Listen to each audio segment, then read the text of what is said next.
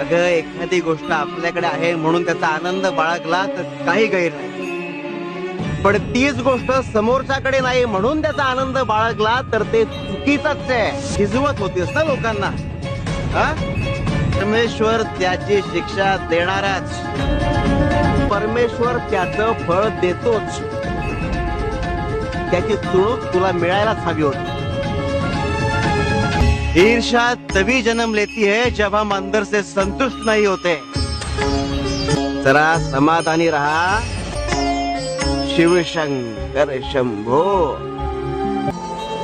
आयुष्यात एखादी गोष्ट मिळवायची तर त्याची किंमत मोजावी लागते. न कळत घडते ती चूक आणि समजावून सुद्धा आणि जाणीवपूर्वक घडतो तो मूर्खपणा. आणि मूर्खपणाला माफी नाही.